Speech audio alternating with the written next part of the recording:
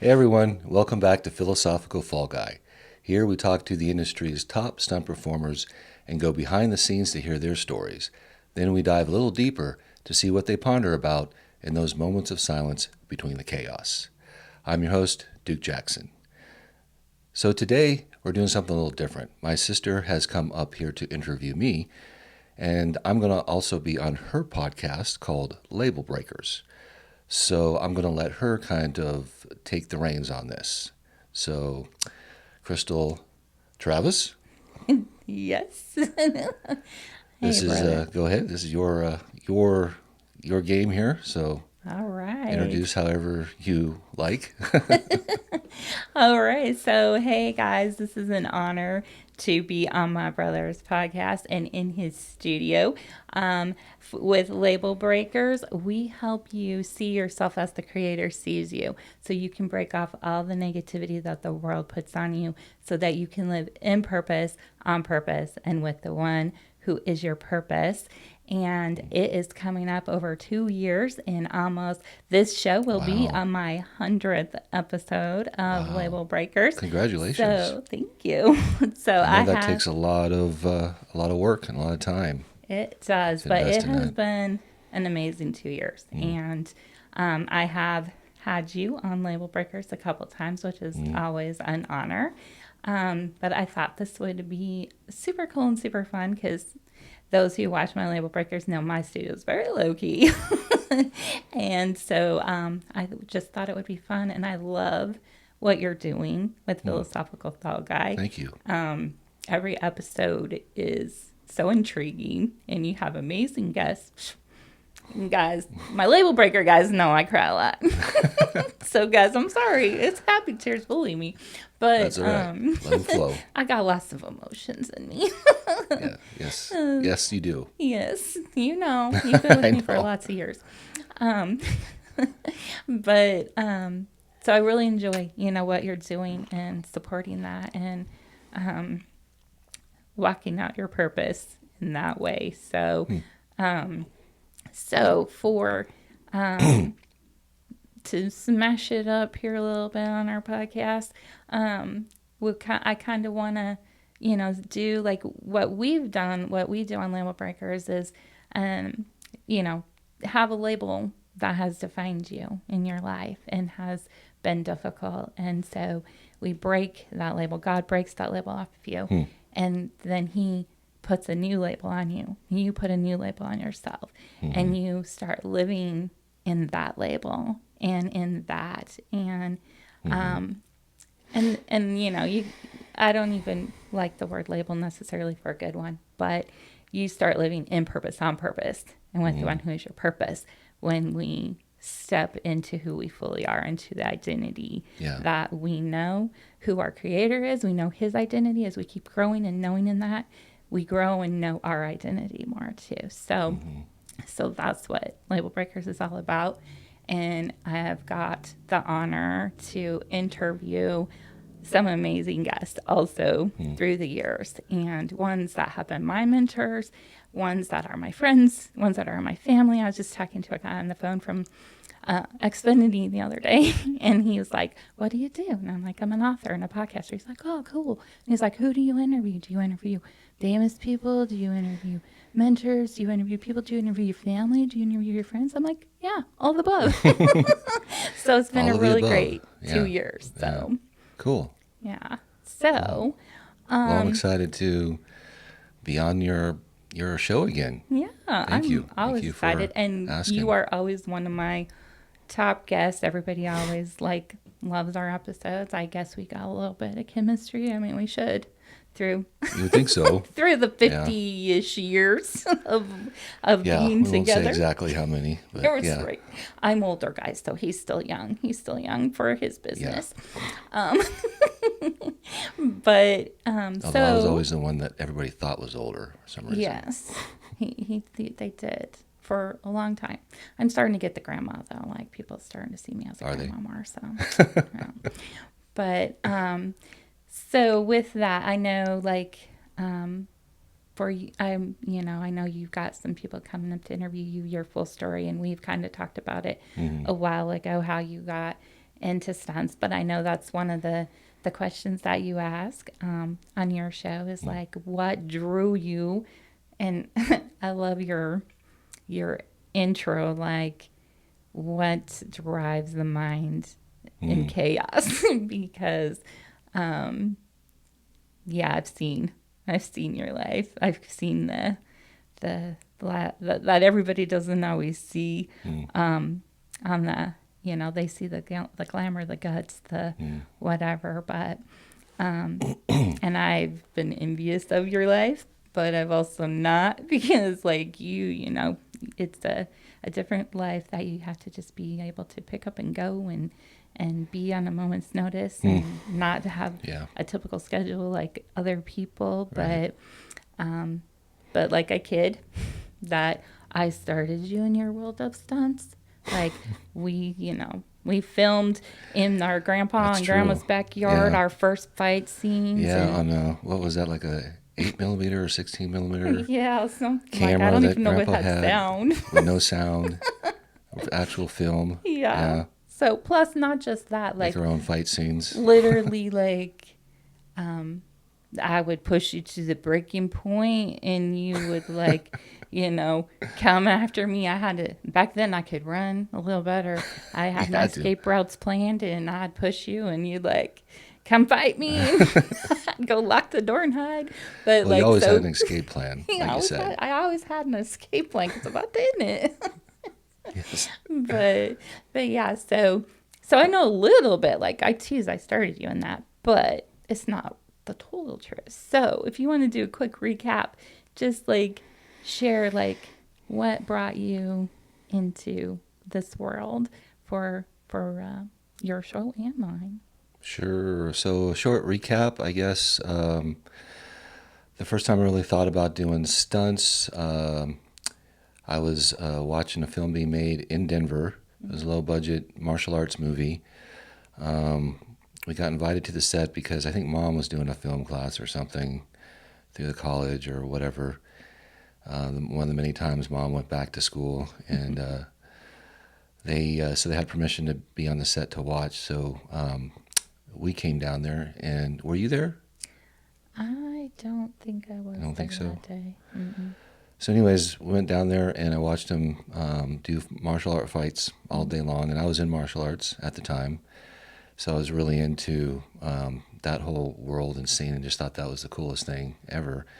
And then one of the guys did a high fall out of a skyscraper building, which was probably about 8 floors, and into an airbag. And I don't know, the moment I saw that, it just, something inside of me just was like, it just lit up and was like, man, that's what I want to do, Guys, that's the chaos. What? That's the chaos. That's the chaos. How many normal people that light you up?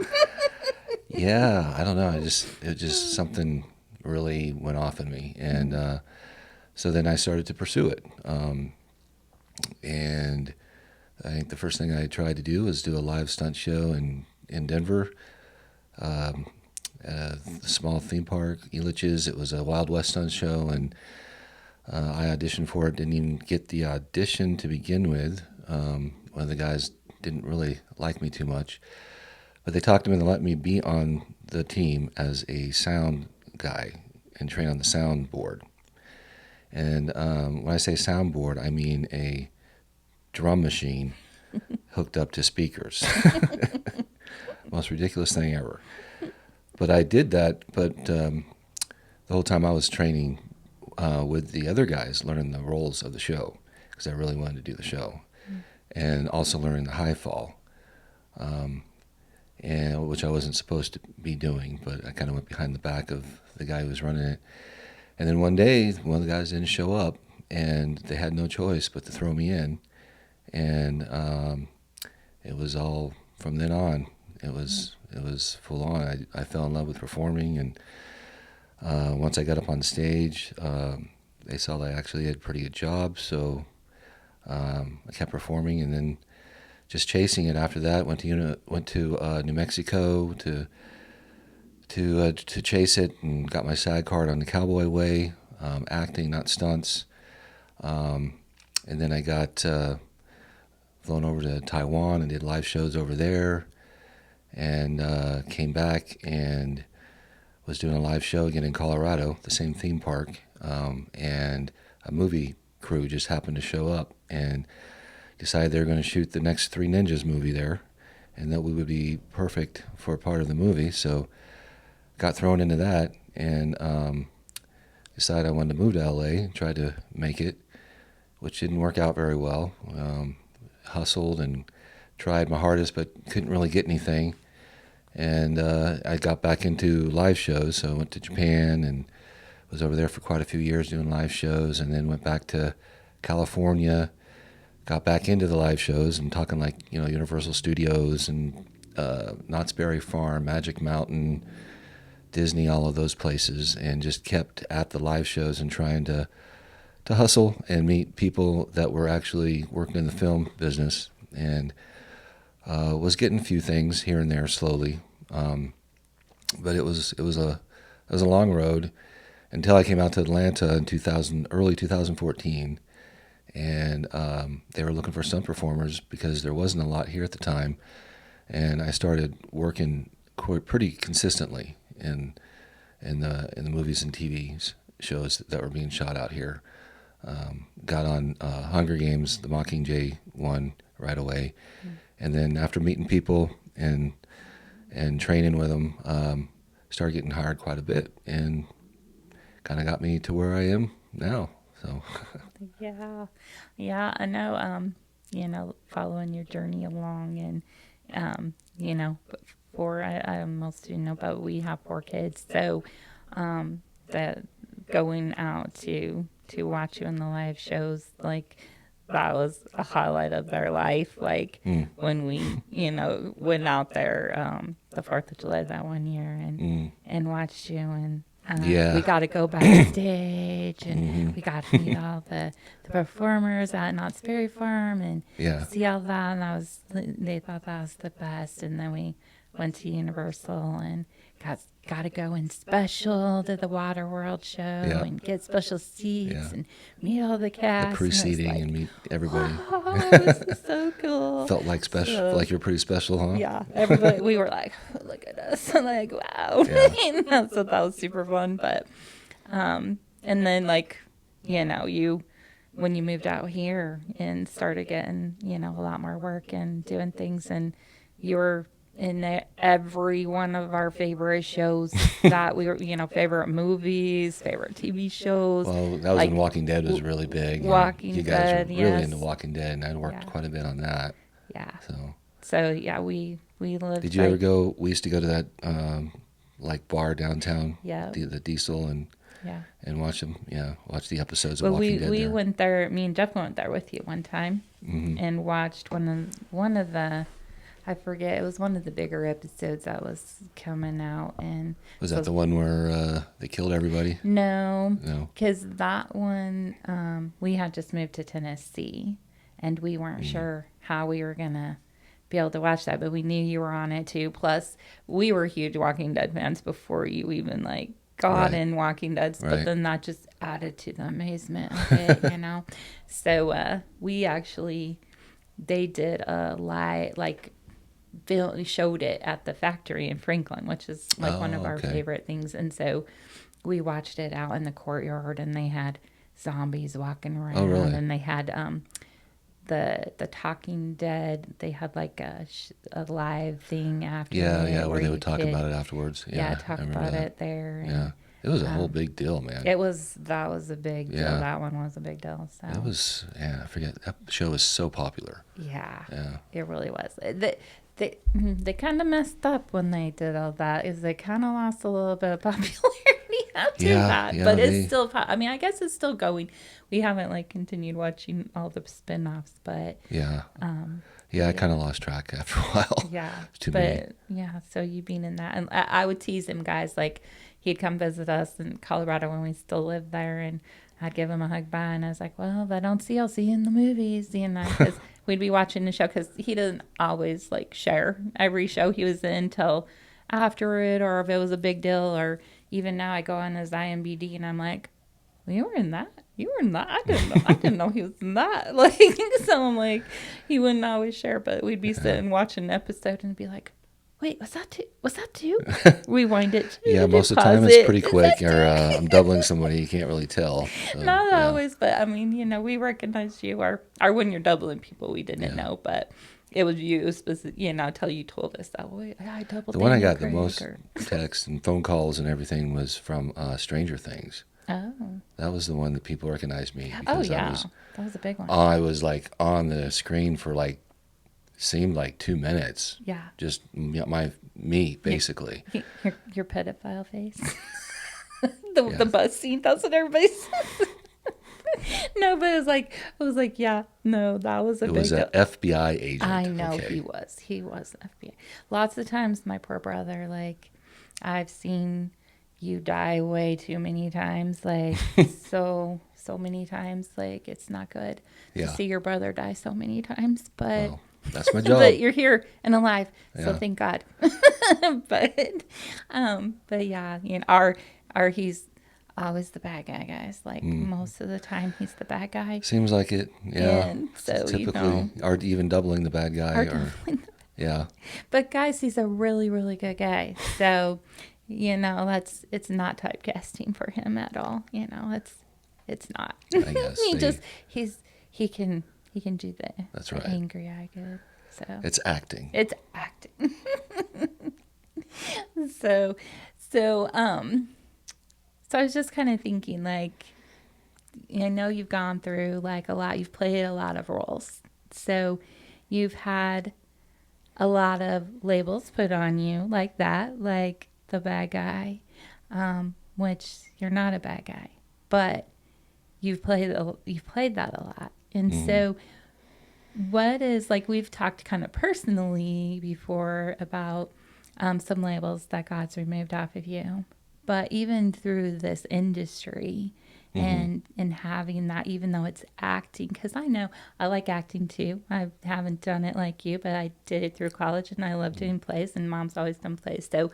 So when you do like assume a role, it does become a part of you, and so it can. So just curious, like, is there some labels that you've had to deal with through the industry, maybe through characters or, stunt characters that maybe you had to break off of you that you didn't really know, or ones that you... Well, it's an interesting question. I mean, I will say for stunt acting, typically we don't have to go as deep into characters as like actors do, because we're there, just to say a couple lines and get beat up or killed. And so we're, typical thug type characters usually, or, something. So it's not as like a deep of a process to like go into a character that much. But, I've done a lot of acting classes, and got to play kind of a role here and there. But it is interesting, as an actor, when you start to take on a role, you have to figure out like what drives that person's motivations. So, like we do like a scene, if we do a scene, we have to, what is the scene objective of your character? What does your character want from this scene? And they have to, fight for that pretty much. So, and usually that comes from a very selfish motivation. When you're doing these characters, you basically have to assume that the character is pretty egotistical and selfish, and they want to get what their objective is, right? And then you have obstacles come in that you have to overcome to get this objective. And the objective may be even, not as selfish as, maybe your objective is you have to save somebody, or you save some people or whatever. So, you do kind of go into that process of having to think, okay, what do I want, and how am I going to get it? What am I willing to do, and how am I going to convince that other actor, that other scene partner that you're with, to give me what I want? Um, and from seeing that, I kind of realized that we do that in real life. We're usually not as intentional, though. If we were more intentional, we would probably see a lot better results in life. But a lot of it is subconscious. Sometimes we're not completely conscious of what our objective is, what we want from life, what we're here to do, and we're just kind of drifting. But if you get down to it, there is a lot of subconscious drives that drive us. And I guess you could call those labels, because they've been usually put on us through authority figures in our lives, or maybe peers or whatever. And so we kind of adapt those labels and think that that's who we are. And it really may not be who we are. Like,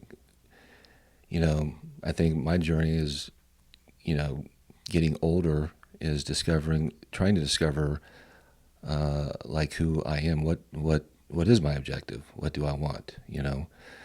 Because, as far as, label, like who we are, when it comes right down to it, we are these beings, these souls that are created in the image of God. And that soul, if you take that as your, core identity, then we are the image of God. We are part God, connected to God, because we come from God. So we're divine, I guess you could say. And then we get these egos that grow in our life, and we think that's who we are. And a lot of then going through middle age and getting older is trying to shed that ego that you've so developed your whole life and clung on to. And it's a pretty difficult thing. I mean, a lot of these spiritual and philosophical movements today, basically a lot of it's about ego dissolution, trying to let go of the ego, and be, more of a, divine presence, I guess. But I've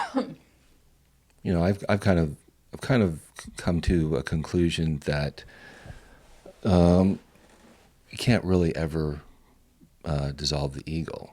It's always going to be there. It's an identity, and we kind of have to have an identity, to kind of get through life. So then it's a matter of, well, and I don't know if you've ever followed Jim Carrey a little bit. Jim Carrey, the actor? Yeah. A little bit. And kind of his, I don't know what you want to call it, spiritual evolution that he's gone through. Because it's very, very interesting. Because, when he went and played these roles, he got so into it that he lost himself. Yeah. Especially like when he was doing Andy Kaufman and some of those other roles, and then he was like, well, then who is Jim Carrey, really? If he can be lost, then who is he, So that gives us some power. Sometimes it's a little bit frightening power, that we can shape who we are, that we've been given that, we've been powered with that by our Creator to form our image, And you know, as a Christian, you look at Christ and you use him as that example to shape that image. But it still has to be intentional, when you're doing it, and that can be difficult. I find that old patterns and things they just come automatic. They're like this, the default mode network where they just boom, they're there. That's how you're thinking. That's how you're processing, and it takes a lot of awareness to be able to step back and recognize that, okay, that's an old pattern that's trying to keep coming and run the program, and to step away from it and be like, okay, I can actually not have to run that program, even though it's hard, but if you're aware, it is possible for us to do. And I think, for me, like what's really been helpful is the breath, because, in the scripture, and if I'm talking too much, just interrupt. No, you get. I'm just trying not to. I got a tickle in my throat. Okay. In scripture, there's a lot of references to breath, and how, even when God created man, he breathed the breath of life into him. When he created the animals, it said he breathed the soul into the animals. And, when I got to thinking about that, I'm like, the breath isn't just metaphorically the spirit. It's literally the spirit. Yeah, well, I mean, the Yahweh is breath. It's Yah. The very name of God. It's the name of God, and it's every breath that we take. We're speaking the name of God, no matter who you are, with your breath. So like, I agree, breath is key. I know, we've kind of talked about it too, where we've been on similar journeys but different paths to get to the spot. And so breath work has been huge in my journey also. In more run in the Christian circles, a lot is going around now, and a lot of people I know and hang out with, but the popular term is deconstruction. You're deconstructing everything you've known. I like the term better, reconstructing, because you can, when you deconstruct, you destroy. So sometimes we need to take it down to the foundation, but we don't have to destroy everything, and so you take it down, but you can reconstruct. You take it down to the core, the foundation, and then you reconstruct from there with different things. And so, so I'm with you on that, like, been on that journey, how important it is. And I believe it's super important to be a label breaker, because then you're taking it down, like you said, we're made in the image of God. Who is God? Who does he say he is? What, we've been told so many wrong things about him, especially Father God. Like, and we grew up in a Baptist background, in independent, but also pretty legalistic at times. And so that was a lot, of things, and of no fault of our dad, because like I am so thankful for what we grew up in and who he was, and mom and what they've taught us. And but there was a lot of wrong stuff just in that religion. In religion, there's a lot of wrong things in all religion. It's relationship where things happen, not religion. So, well, I think it's it's interesting to hear you say that, because growing up the way we did, I guess only we know how we grew up. It was very ingrained in us, very, very deeply ingrained. It was of course Dad because he was a pastor, but being in the church and all the other elders in the church, and grandparents, and just Christian radio was on all the time. Growing up, it was just everywhere. We were just inundated with it. So it was a huge part of our building our character, our personalities, all of those things.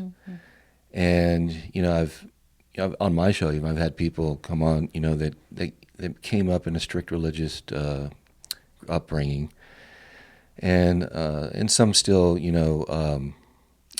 follow the faith or consider themselves Christians. Others really threw the baby out with the bathwater because they felt it was just so damaging that they didn't want anything to do with any of it.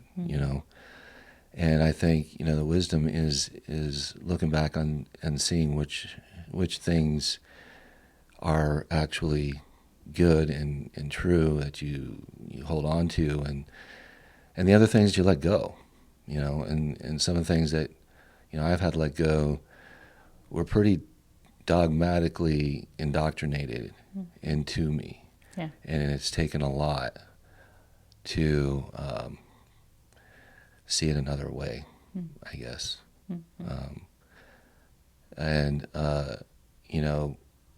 Like for me, I guess, as you talk about labels, coming up in the church, you get labeled a sinner over and over and over. And, you first get that label at a very young age. Young enough to where most of us haven't done anything that bad.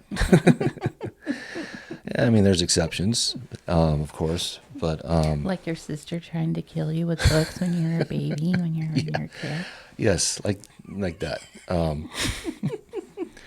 But I mean, as a kid, you do things like you might tell a fib or a lie or cheat a little or something, but most of that is trying to stay out of trouble or trying to protect yourself or, survival in some aspect. And your little mind just comes up with a way to try and get out of the situation, I was so much better at that than you. And Duke was, when he was little, he was so good. So good. That's why he's labeled the bad guy. I would try to get out of punishment so much, and Duke would just remind him, no, I gotta be punished. What, are you crazy? Yes, I was a little martyr growing up. But that was because I carried around such guilt. The guilt. Yeah. Even at a very young age. Guilt and shame. So, I felt basically by being born, I was already guilty. Just by being. Well, I told you that. Huh? I told you that. Yeah, you probably did. Sorry, Duke. It was my fault. Forgive me. I repent. Why were you born? I don't need you. Wow, this is going to be a therapy session. Okay. This is a little off the subject, but I saw a meme the other day. A little girl, her little brother was born. They were holding him in the hospital. And she's like, why do you need him? You don't need him. You have me. You don't need him. I was like, wow, I think I probably told that to you. Well, yeah, I mean, being the firstborn, I think it's got to be tough because you got all the attention. You were the center of the universe for I loved it. year two. I loved being the center of the universe. And all of a sudden, I come along and your universe kind of shifts, So, yeah, I can see how that, would affect you. But I think, a lot of it came from, what I was told, from behind the pulpit in the church and that sort of thing. And even just when we're not at church, it was just all the time reminded. And well, it's a saying that people still say today, like I'm a sinner saved by grace, or I can I'm just a sinner. I'm just a sinner. I'm with you. I hate that word. I hate that word. Sinner. And Now. I've even gotten this conversation with Mom, I think, a couple times about it. And I used to say, well, the Bible doesn't really say we're sinners; it just says we've sinned. Mm-hmm. And then there might have been some scriptures I found that might use the word sinner. Now I can't remember, but it doesn't matter. It's the same thing. You sinned. That's the thing, But it's kind of like you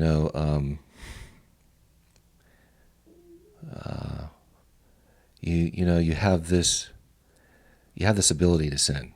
Right. That's without question. Mm-hmm. We all have this ability to sin. But We have the does that choice. make We have our the core choice. of who we are Yeah. bad, a sinner? And so that's what I've had to wrestle with for, quite a few years, because if you believe that your core of who you are as a being, as a person, is a sinner or bad, then it's hopeless in a way, because even if you become a Christian and you get saved, it doesn't really change your core of who you are. You're just kind of putting this grace on you all the time, saying, I'm forgiven, I'm forgiven, I'm forgiven. But you always see yourself as the sinner and the bad thing, the bad person, that has to constantly be begging for forgiveness. And I think that we're dualistic in nature, in the fact that we have also the good in us, the divine, that we are created with and born with.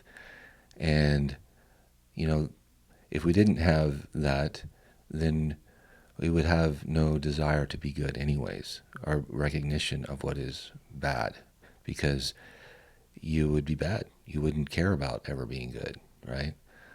So, I had to come back to, as being created in God's image, that makes me good. Mm-hmm. And even when God created man, He said it is good. It's good. Yeah.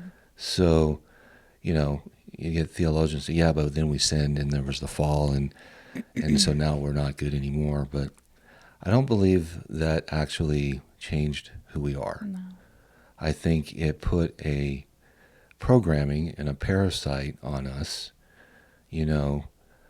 that tries to identify as the sinner. Mm. Because if you can always identify as the sinner, you always have an excuse to sin too. Exactly. Yeah. So, are we good that mess up and make mistakes and do the wrong choice? Yes, without a doubt. But we're good. Mm. That's what I have to. I guess that's the core label And that I had to come down to. And that's where you have to know the first identity of your Creator too, that He is good. Right. That He's good, and He made us good. And just this week, I was on a call with some ladies, and a new thought popped in. I mean, we're talking some deep stuff. I won't go into it on here because it's a little deep. But one of the things was with Adam and Eve, like in the garden, and when they sinned and ate the tree of knowledge of good and evil, and so this isn't what we talked about, but this is one thing that always came into my mind of it, was the tree of knowledge of good and evil. So it's like you said, we are good. We were made good. God is good. They knew what was good. When they Right. ate, they Then brought they in the knowing of of evil evil. then. Right. Right. And that didn't change them from being good, but it brought in the knowing of evil, which God never wanted us to know. He didn't really want us to know that, you know. That's why he said, don't eat of it. You don't have to eat of it. You don't have to know evil. That's a whole nother thing. But anyways, what they were talking about is that they weren't the covering that God did when they sinned.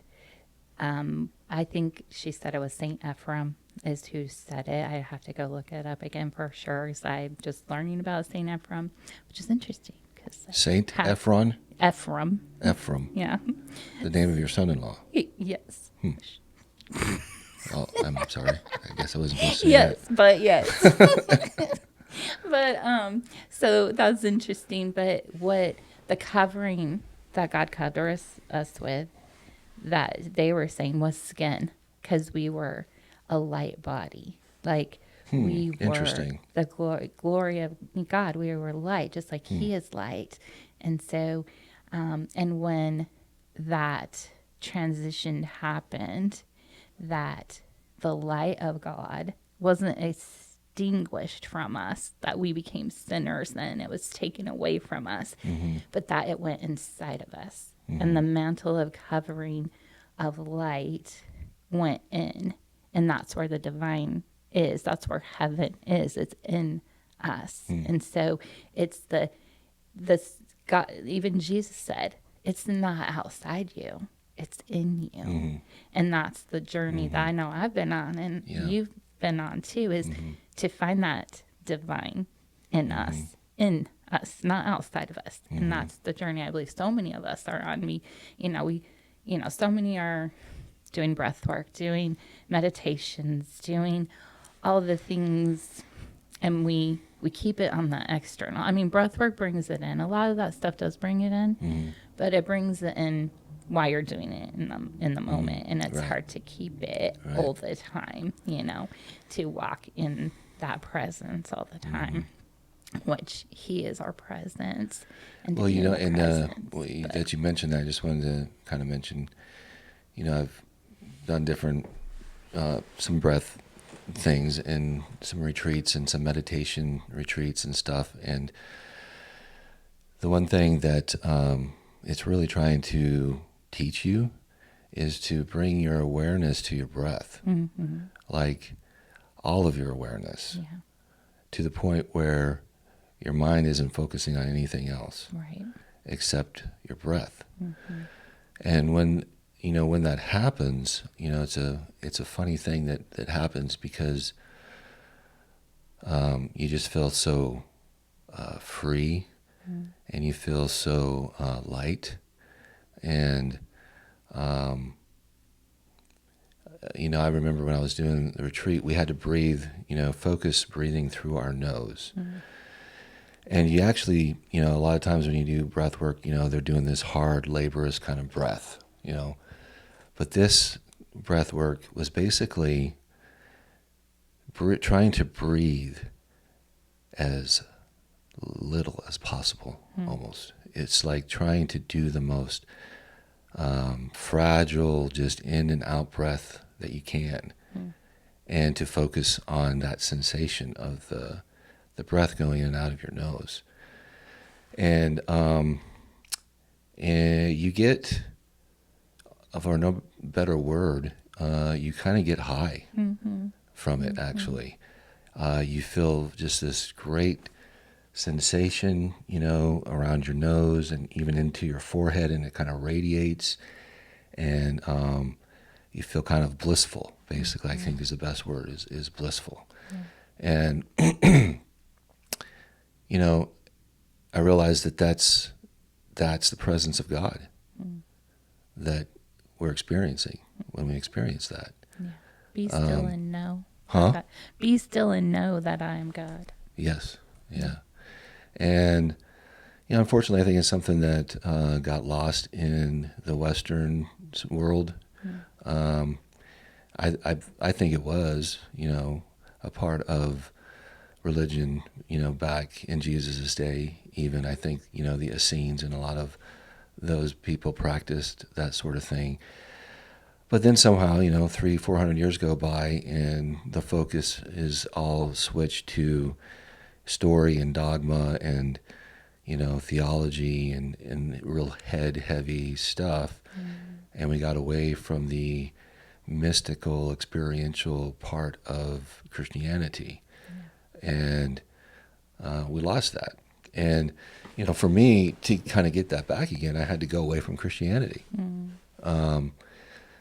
Because there was, especially back in, like the 80s and 90s and even early 2000s, meditation was inviting the devil in, So, it took me a lot to get over that stipulation and recognize that we were being lied to, and we had lost a very,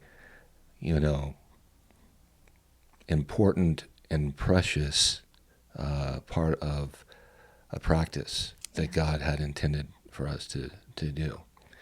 And, being married to a Japanese woman, is a big part of that, going to Japan, seeing things from, their perspective. One thing that Ayami grew up with, which was very different than how we grew up, is she was always taught she was good. And I think maybe a lot of Japanese are, I'm not sure. She always classifies herself as typical Japanese, but she's really not, in my opinion. I think there's a lot of Japanese that struggle, with that image of themselves. But she got a very strong self-image. She's amazing. She developed, does. and to be able to see somebody,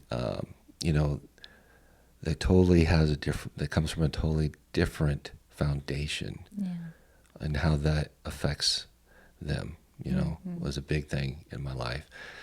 And then also, adopting the meditation into my life, the practice of that was a big thing. I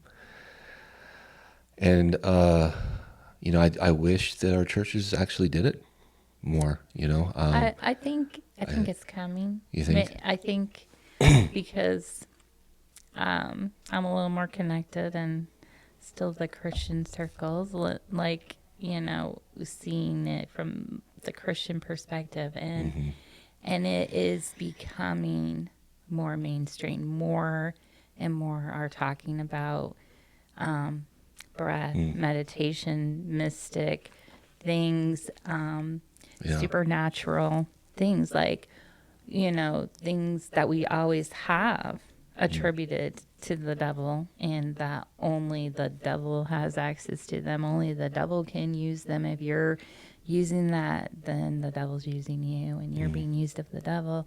But no, God is the creator of all things. The devil didn't create that. He stole it. Right. He twisted it. He uses it, and he put it, to make us fearful of it, because he knows how powerful it is, and how powerful we are. I mean, that's what, it says. We walk not in a spirit of fear, but authority, power, and a sound mind. So the sound mind part, like, freaks out a lot of people, because sometimes, like you said, when you're It's funny you said that verse, because it was a verse that just came up on my Bible app this morning. Yes, it was actually, and the whole chapter of that, I dug in past that verse, and I was like, it talks about, I don't have my phone here because usually I always bring the scripture, and everybody knows I like to read my scriptures, but further down in 2 Timothy 1, it talks about the authority of the resurrection life, and that we are eternal beings, and that it's always, that life is in us, eternal life, and the authority of it, and that God gives it. And that, like I said, I don't got my Bible right here to, like, read that and share more deeply, but So that is one, we all keep that verse, authority, love, sound mind. Mm-hmm. But down further is even more. And I was like, I shared it with one of the ladies I was talking about. We were talking about, the light body and what that was on Monday. And I shared that with her because that's what we were talking about, that, the eternal life and like what we're walking in. And I shared those verses with her and she's like, whoa. I'm like, I know, so good. But yeah, like, because that's been, but I think that's coming, Mm-hmm. like, that it's going to be more mainstream, that churches are changing because we are the church. Mm-hmm. And so we're changing. Mm-hmm. So that's going to change the structural building, the buildings of the churches. And unfortunately, some of the big churches that don't want to change Mm-hmm. are maybe going to fall, and Are making it and tough, you that's said? going to be Yeah. hard for some people. Yeah. But like I said, it's the destructing for the reconstructing. Like Mm-hmm. God even promises that in His Word, that He is going to get rid of everything Mm-hmm. that isn't Him.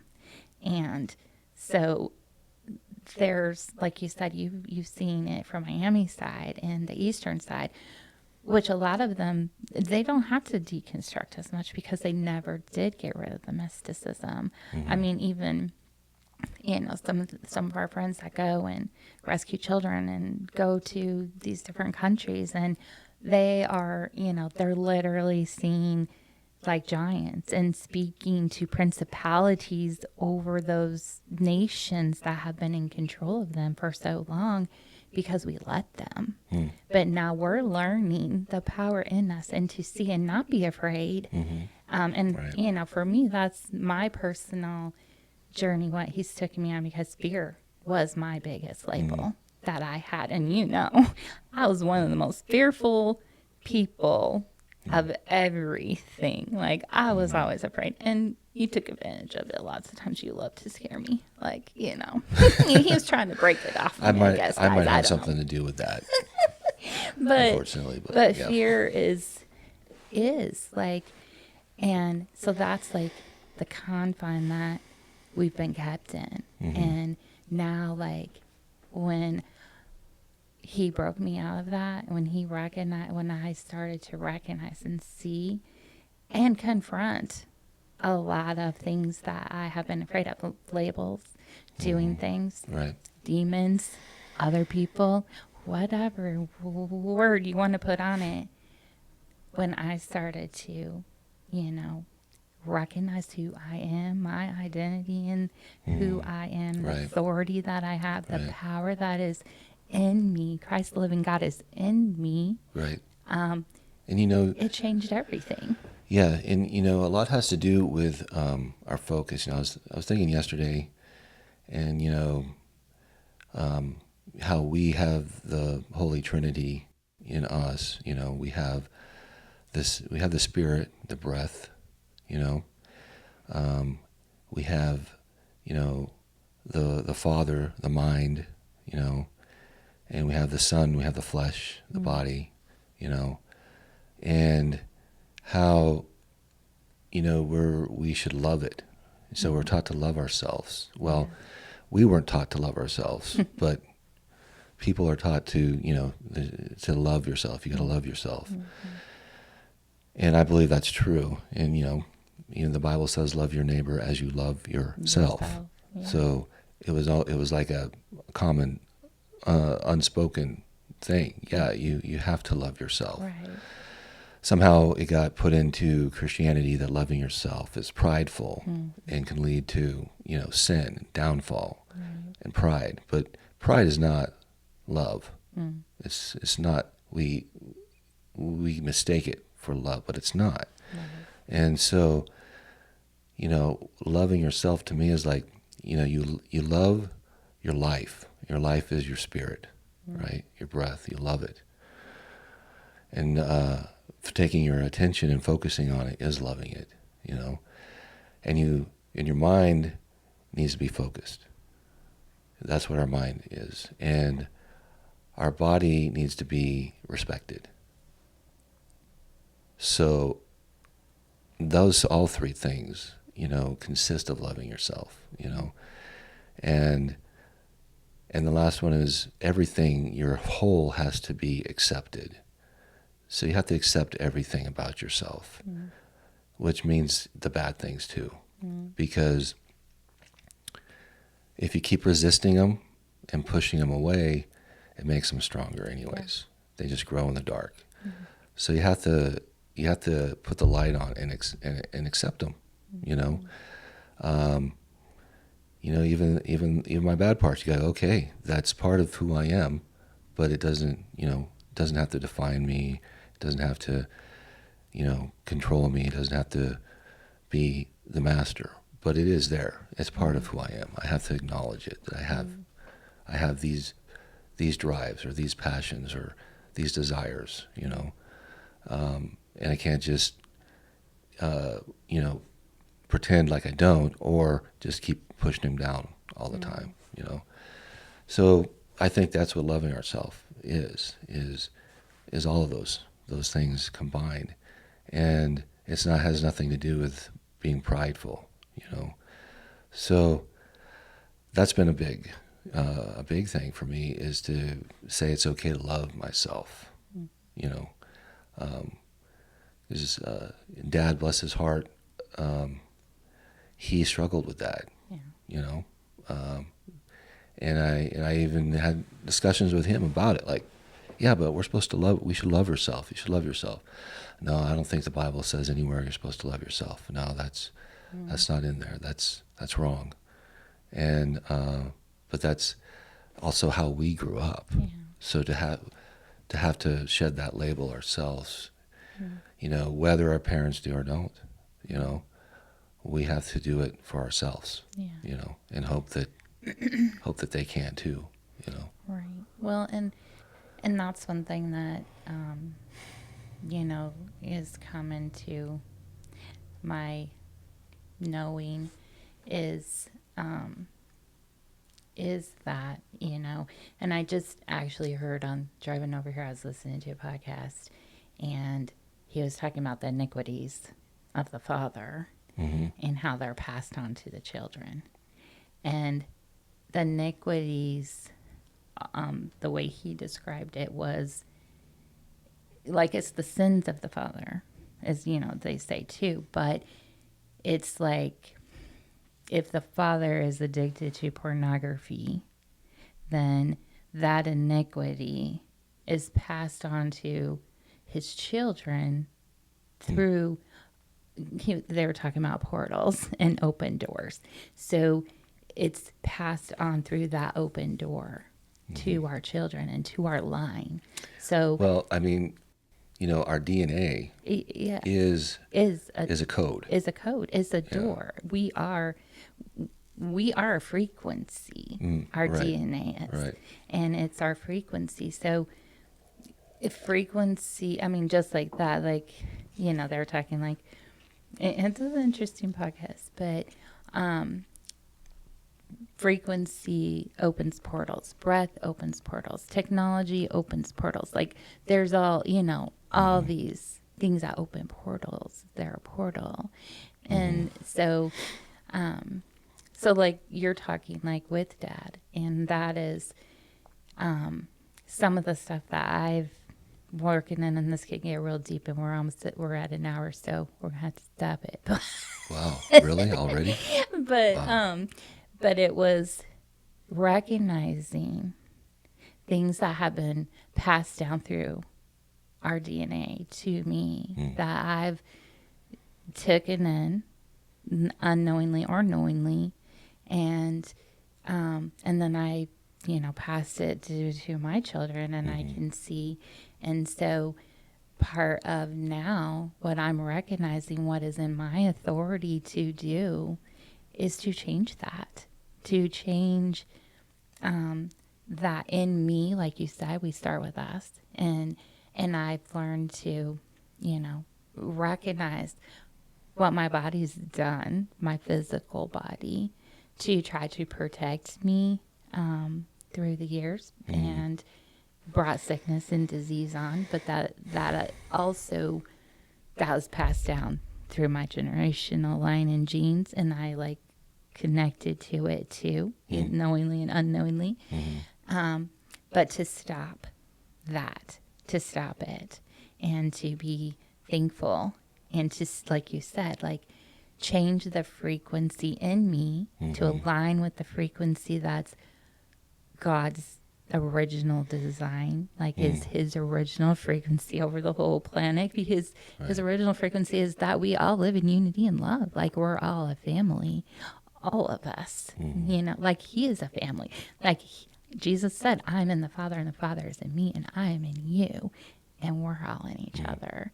So to live in that, but and as a parent to recognize the responsibility now that no, like I don't agree to passing that down to my kids, because then the other side of that is the promise that his love and his goodness and his provision and his abundance and his life is to just thousands of generations. The iniquities passed down to 7, I think it says, but the promise of his goodness is to thousands of generations.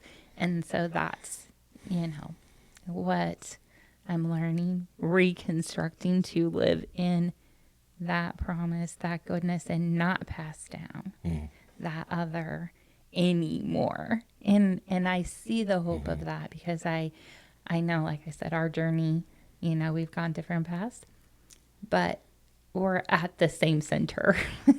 You know, we're at the same center. So, and there's one of my favorite people says that there is billions of ways to Jesus, because there's billions of us on the planet. So there's billions of ways to Jesus, but there's only one, like Jesus, and that's where we all will all eventually get there, because that's his promise. That's his original intent. That's his original creation design, is we're all will get to that point. Whether you choose, I mean, this is way, but I know we've both changed our opinion on hell, and even where heaven is now. But you like you said, it's your focus. You focusing on heaven? Are you focusing on hell? Right. What focus are you going to choose? And we can live in it in the now. Like the podcast that just released this week, I'm talking about rest, and it's the promise of rest for today. Today's the day. Well, today. you know, yeah, I had a couple of things. You know, when I started going through this, 2 books kind of came to me at the same time. I kind of read them simultaneously. And one of them you gave me by Ted Decker. And was it called The Way? The Way of Love. The Forgotten Way. First His one was original The Forgotten one. Way. The Forgotten Way. The Forgotten Way. And then another one was called The Power of Now by Eckhart Tolle. Or Tolle, I don't know how to say it. But anyways, so I read them simultaneously. And, you know, Ted Decker comes from a very Christian perspective, even though what he talks about, a lot of orthodoxy Christianity would probably not accept. Exactly. They call him a heretic. Right. Yeah. And Eckhart, he comes from a pure, like, experiential, mystical perspective of just what he experienced and how he kind of got to where he was. Although he mentions Jesus a lot in his book, but how they were really saying the same thing. And how basically that is that the kingdom of heaven is here and now. And you're never going to leave the here and now. Because whenever you're thinking about the past, you're thinking about the past in the here and now. And you'll never be in the future. You can think about the future in the here and now. When the future comes, it will be the here and now. So why not just live in the here and the now fully? You know, which is it's such a difficult thing in our culture to do. It's a construct that we totally, got out of. And I think, I went back to Europe recently. I went to Italy and got to walk around these beautiful cathedrals and museums and see all this magnificent, amazing Renaissance art all over the place, and these paintings of angels and God and heaven and hell, and they're beautiful. But it kind of started us a little bit down the road of taking our focus away from what's in front of us and appreciating the life that is here. Because we're drawing our focus up, to this beautiful painting of heaven and down to these scary images of hell. And, this starts the mind on, thinking about going to heaven and going to hell, which are both future things. They're not here now. Unless we make them. Huh? Unless we make them. We make our life but then heaven or hell then you here. end up creating either heaven or hell here. Yeah. But I think for me, like being taught a lot of the very scary, heavy fire and brimstone messages, it made me focus on hell. Fearful of it, of course, and trying your hardest to keep everybody from going there, but you feel this this huge obligation, this huge pressure, this huge fear, a lot of guilt and shame if you don't tell somebody. A lot of guilt and shame if you don't, or if you didn't do it correctly, or even to the point where you'll just blurt it out in an inappropriate, awkward way just to Make get all it your out friends there that come spend the because night you ask did your Jesus duty. and they're hurt. Huh? Make all your friends that come spend the night ask Jesus in their heart before they're allowed to stay at your house. Exactly. Line them up. Repeat after me. That's that's why my friends stop coming to my house. And then you're like, okay, that's done. Now let's have some fun. You're saved. Let's go. I don't know how many of them are still saved, but I hope all of them. Right. So, it put a huge burden on us, and I don't think that it was ever the intention of Jesus, to do. I mean, my mind could never reconcile it that a loving God would send everyone to hell forever, and that if you didn't make that choice before you died on this earth plane, you were doomed for eternity. Like your 70, 80, 100 years, if you're lucky, determines your whole eternity. Yeah. And so my brain could never reconcile that with a good God. So the way I how could you ever do enough bad things in one limited lifetime to be punished for an eternity? Yeah, and I would always be like, well, God, like I know, I trust you. Like I don't believe that you're gonna let anybody go to hell that's seeking you. Like however they're seeking you, whatever they call you, you're not gonna send anybody to hell because you're a good God, you're a loving God. That's who you are to me. So that's how I always reconciled it in my mind, but it didn't take away the guilt and shame of not telling people, because that was one thing Dad was great at, was being natural, but telling everybody about Jesus wherever he went and offering the opportunity to know him. And he did that everywhere easily all the time. And I, like me and Mom talked about it, like even joining all the network marketing groups and all the things. And it's like, how can I push this product, this thing, like tell everybody, like that's the basis of network marketing. Right.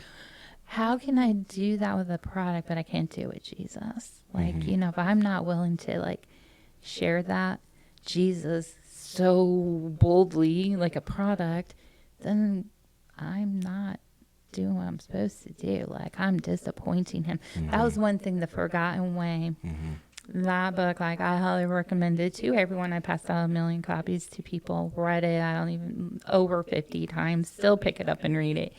But what it showed me in there was, one, that God is never disappointed in us. Like, we can't do anything that he doesn't know we're going to do in our life, like, already. There, like, Psalms 139 is our label breaker psalm, and it says, you can't go into the depths of hell. You can't go into heaven. You can't fly into the sun. You can't go anywhere. He already knows. And his every thought is of you. And I was like, God's every thought is of me? Like, holy cow. Like, but that was one thing, I could never be disappointed. And that, like our earthly father, that's one thing that kept me to be good, is I never wanted to disappoint Dad. Like, I never wanted to disappoint him. And I remember one time I was going through a lot of health stuff. There was a lot of stress. There was a lot of things. And I acted out of character for me because my body was whacked out at that time. And there was a lot of chaos going on that day. And I remember Dad telling me he was disappointed in me. And that was the only time he told me it. But it crushed me. It crushed me. And we were actually on our, and I think it crushed him too, you know, but we were actually on our way to Lakeside, which is an amusement park. I remember that day. He was like, you know, whatever too, because I think it crushed him to say that he was disappointed in me. But he went to go ride the droppy ride, that it's like Tower Terror, but it takes you up and drops you. And, you know, he's had heart issues, had this, he wasn't doing good that day, all these things. And I'm like, you booger butt. Like, I'm like, if you're on that ride and you die, your heart stops, and you die saying you're disappointed in me, you're mad at me, and this and that. And I'm like, no. So I, like, go over to him as he's strapped in the rod, and I'm like, I, like, love you. I'm so... you know, like, trying to, like, you think he planned get, that, like, whatever peace. Like, if he died on the ride, I was like, my dad ain't gonna die disappointed in me. You know? But that's one thing, our father, he, like, God, he's not ever disappointed in me. And that, like, was a huge thing in my mind to bring off so much guilt and shame that he never was. And the other was, he keeps no record of wrong. And we say that, you know, in 1 Corinthians 13, that's one of the attributes of love, is no records of wrong. And he is love. But he keeps no record of wrong, but that's what we think. That's what I think, because that's what I did. That's what we do naturally is, you know, we keep these records of wrong. So then that's why we explode on each other so quickly, because we're always at an 8 or 9 to get to a 10, because we have all these past built records of wrongs. And when I did those two things and got rid of expectations off of people, how I expected them to act, and they wouldn't act the way I expected, so then I would ruin the today moment with them. Like, you know, they would come to visit or not come to visit or whatever, and it didn't go the way I wanted it to or expected it to. So then I would ruin the moment that was happening in front of me. So those three things were huge that I learned from reading The Forgotten Way, that started breaking off so many labels off of me, but to live that way with knowing I never can disappoint God, knowing he keeps no record of wrong, and neither should I. So I stopped keeping records of wrong of people too. Like it would hurt. I might keep it for a day or two, a week, you know, or longer when I was first learning. Now I can get rid of it quicker when people do something that I want to keep a record of wrong of. I'm like, no, like, I don't have to keep it. It's just whatever, let it go. And then to, like you said, live in this moment. What is this moment giving us? Live in this now for however it turns out. Whatever it is, I have no expectation. Like, even starting this, you're like, well, what are we going to talk about? I'm like, we'll see. But, like, just in the moment of now, like not have to plan so much out, you know. And Mm-hmm. I mean, God does, you know, He says, have a plan and write it down. And I've done all that too.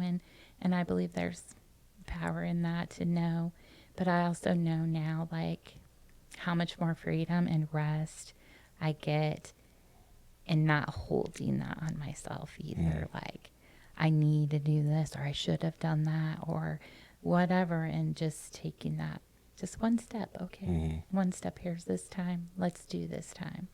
And yeah, I can have a goal, like we have goals for our property to build retreats, we have goals for this. We still work. It's not that we just do nothing, but trying to do it, like I said when the podcast today, from a place of faith, rest for His promises for today. That's beautiful. Yeah. So with that, we're at 117. Okay. Sounds like a good place. So You're in your guys, 17. my 17. So I will end first and then he can end his show. But this is how I always end the Label Breakers. So this was a saying that our dad said to us growing up, and he says to my kids. And I continued it to my kids and my grandkids. But then I also realized that is from Ephesians 3:17. 17? But 17 through 20, actually, 14 through 20. But he always said, I love you as high as the mountains, as deep as ocean. Looking at you makes it more meaningful. Wide as the sky, with my whole heart. And Jesus loves you even more. So you guys know, that's how I end every episode. So I love you high, deep, and wide. So thank you for joining me on this 100th episode of Label Breakers with one of my favorite guests ever. And I'll let you finish how you want. Well, thanks for having me. It's been a pleasure. It's been an honor. I really enjoyed it. Thank you, sis. Yeah, just wrapping up my show. Thank you guys for tuning in. I hope you enjoyed this little bit different take on it. And as always, please remember to like, share, and subscribe. We'll see you on the next one. Peace. Bye, guys.